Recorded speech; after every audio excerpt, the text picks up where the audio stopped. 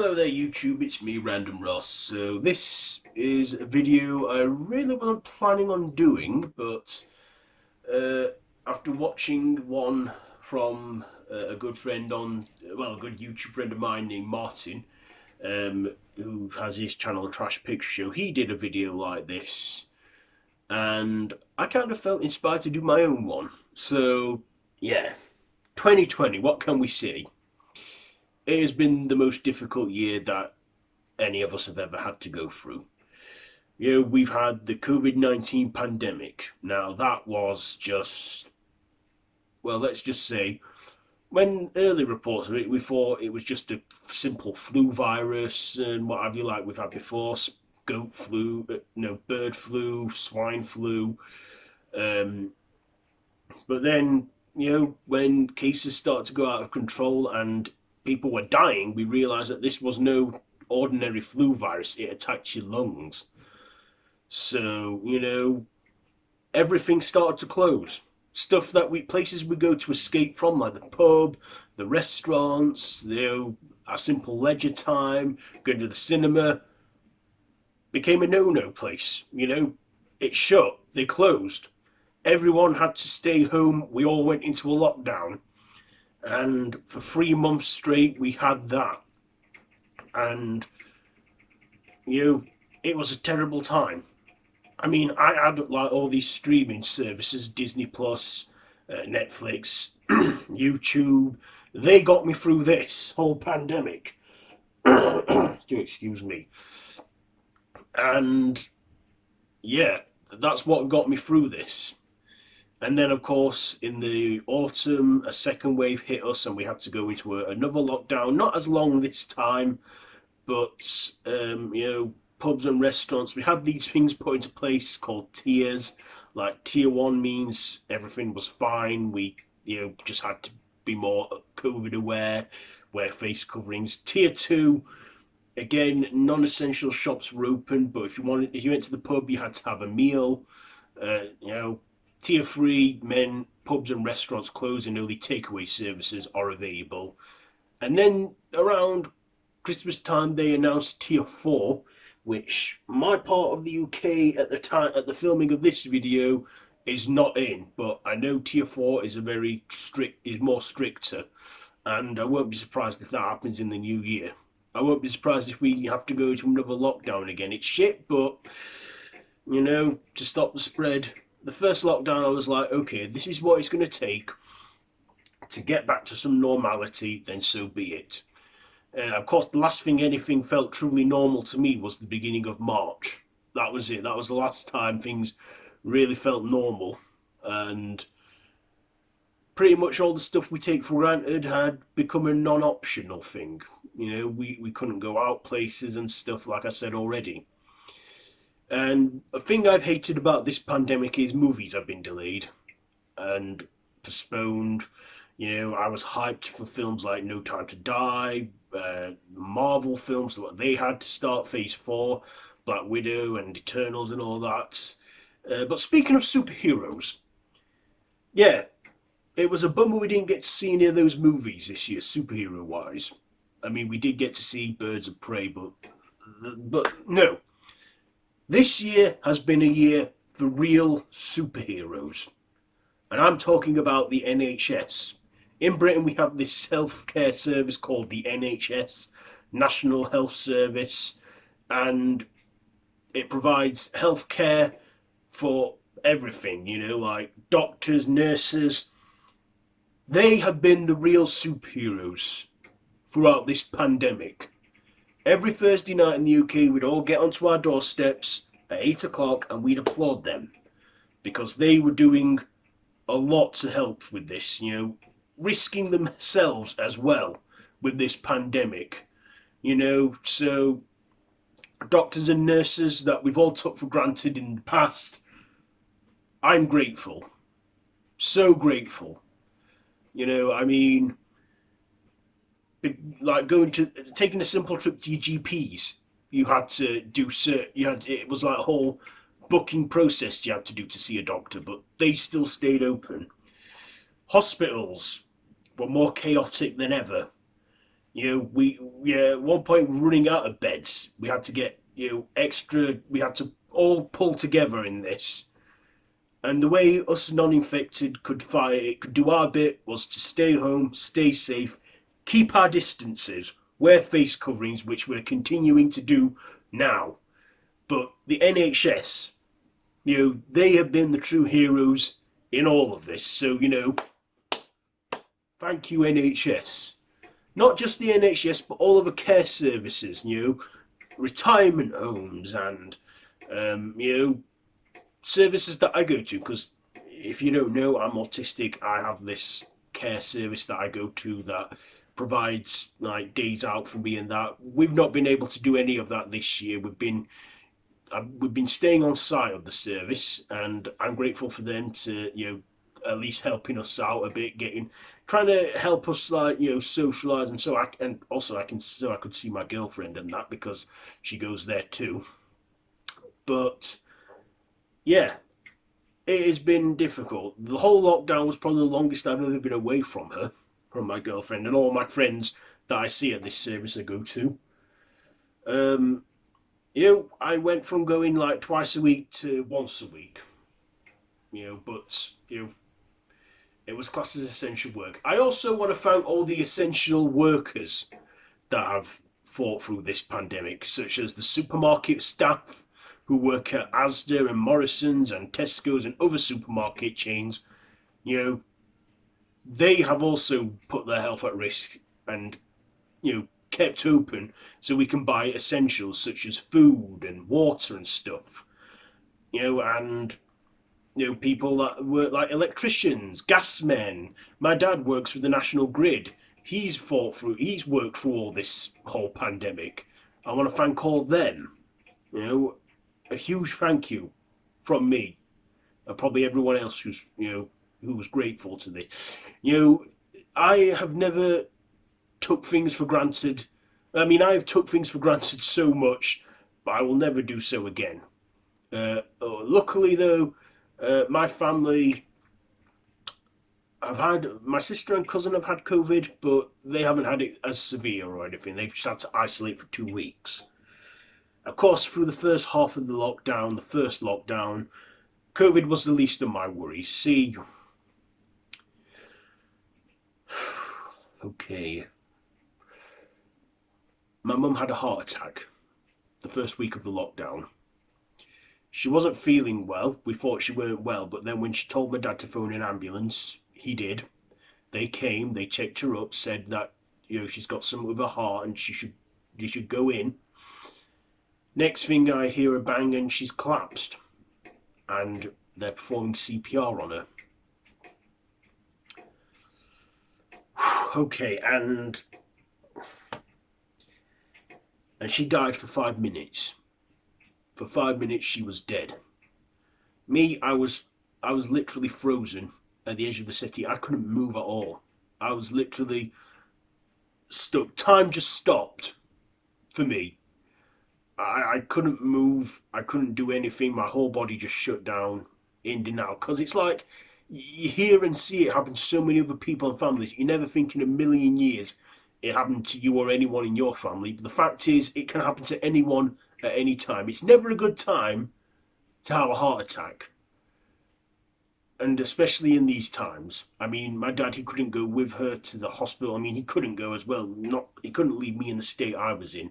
My sister had to come over. She was in shock. We all were shook up that night.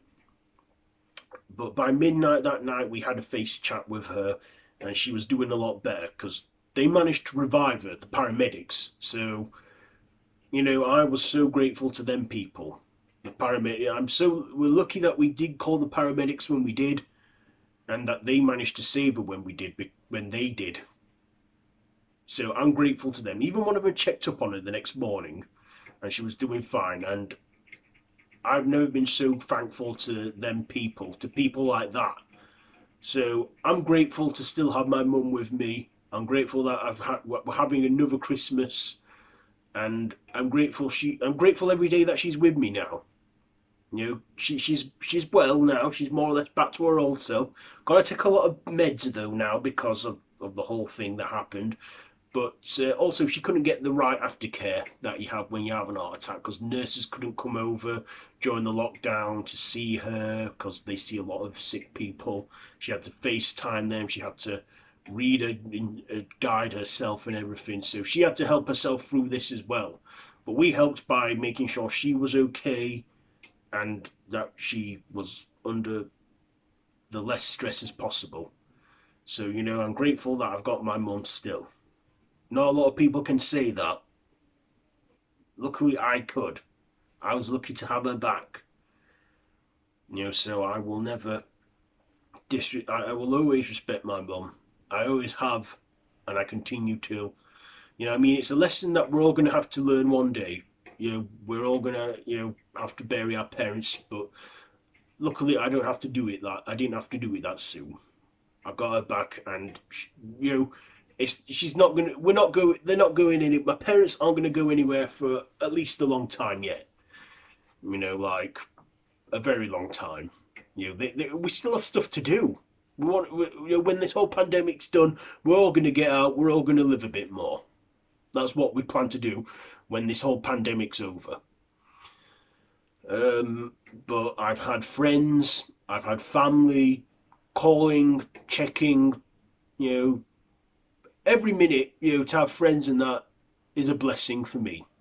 I'm grateful I know them, not just like in real life, but virtual friends. YouTube. I've made a ton of friends on YouTube that I've not met in person, but I've chatted to on live streams and hangouts. So I feel as if I've really, well, I haven't really spoke to them, but yeah, they as well supported me when I was having a downtime with my mum. They were supportive, and that's what I've loved about this YouTube community, that there is a social side to it, and I've met a lot of great people, and like I say, I've been inspired to do this one by Martin, the Trash Picture Show. So he's a great YouTube friend. There's others. There's Queenie Todd. I'm not ranking anything or here. I'm just calling him out. Queenie Todd. Now, she's a tough fighter. She's been going through a ton of stuff. I mean, she was already before this pandemic, but she's a fighter. She's the toughest person I've ever met and proud to call friend. All of them I'm proud to call friends. Monty G, the Horror Miser, Phil, PMR Bones,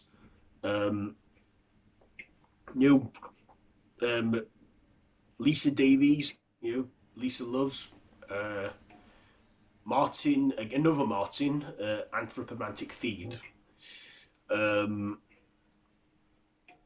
Yeah, just Reanimator reviews, Rayanne. Just so many. If I haven't mentioned you or anything, and you're watching this, you know who you are. That I'm grateful that I've got the friends from the internet, and I'm grateful to have friends in my non-cyber life, like the service I go to, my girlfriend, and our friends. I've just been so lucky to have seen them again this year and got to mingle with them, be around them and stuff. Obviously being safe and socially distanced and what have you, but just to have seen them all was a blessing. Like I say, this has been the most difficult year ever. We've never had to deal with a pandemic like this before in our lifetimes. I think last time anything like this was severe was the Spanish flu pandemic. But that was 100 years ago, before any of us existed. But this COVID pandemic, in the future, this will be something to tell future generations about. They'll make good stories, because this is a year that's going to be marked in history. It's going to be marked in history. Kids will be doing this in history exams. They'll want to know what it was like for us and that. So I think at least we'll have stories to tell one day. Other good things about this pandemic is, I think it's brought out the best in people. We've all come together. I mean, we've all not physically been in contact, but we've all pulled together, and we've all shown the good in ourselves. And I think this has brought the best in humanity out, this whole pandemic. Another thing I like is that the Earth actually got a break for once. So whilst we had to stay in, nature got a break. It got a chance to breathe. The air got more cleaner. The water in Venice got so clear the fish and dolphins and swans came back, and you could see right to the bottom of the water in Venice, from what I was told. A lot of wildlife came back and treaded around areas which us humans would dominate. But whilst we were like kept in our homes, animals in the zoo were let out for a walk and was allowed to see the exhibits for once. So that was pretty nice. That nature, the earth got a chance to breathe for once, and hopefully we're going to keep it that way. I mean, obviously, when the whole restrictions are done and everything, we might go back to abusing the earth again. But just from that, I hope that we've learned something there with this whole climate thing. Because again, the earth, we should probably look at. In fact, no, not probably. We should look after it more. And just doing this is let the earth, we're just giving nature a break. And I hope when this whole thing is over, we can still appreciate it and not abuse it as well as much as we have been. Because it is a great planet we live on. And yeah, so whilst there's been difficulties and negatives around this year, there's been positives too. There's a vaccine on the way, and some people, are apparently getting it. There's been good responses to it all, and people are feeling okay from it. So, a vaccine's on the way. So the end is in sight.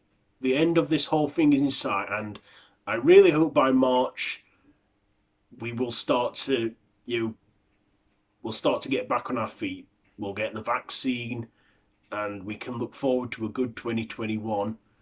I mean, for the first time ever, they've cancelled sporting events since the war. The Euro 2020 got delayed a year. The Olympic Games in Tokyo, that got pushed back a year. So we're going to have to make up for a lot of lost time here as well. Movies that were scheduled for release this year are getting released in 2021. Let's hope that they stay on the schedule in Mark, because we need to get back to some normality. I mean, for China, apparently they're more or less back to normal because it's been a year for them. But come March in the UK, it'll have been a year for us. So, yeah, I think we're gonna succeed. We will succeed. Because us humans were a very stubborn species. And yeah, we've lost a lot of people. Some people have lost loved ones. I've been lucky enough not to have that happen. But, we will beat this. And if we can get through this, we can get through anything. We all just got to be patient, and I know that if we wait, our patience will be greatly rewarded. I really hope we start to see some normality. New Zealand and Australia, they're pretty much okay. They've handled it a lot better than our UK government has. Our UK government has handled it a bit terribly, but half-arsing it. One thing they've admitted to getting right, though, is that they've kept underestimating this thing. But hopefully now we can start to fight back with this vaccine and win. We've still got a while to go yet, but we'll get there. I know we'll get there. So I hope everyone's had a great Christmas. Like I say, it's not been the same this year, but I've made the best of it. And I wish you all a happy new year. I hope the new year is okay. Again, it's not going to be the same like last year. But I think 2021 is going to be better. So here's to a hopeful 2021. Happy New Year to you all. Well, I'm pretty much done here. So, yeah, thanks for listening and watching for the last 20 minutes or so. I have spent all this time rambling and waffling on. But, this is my message to 2020. So Yeah, stay strong, stay safe. I'll be seeing you.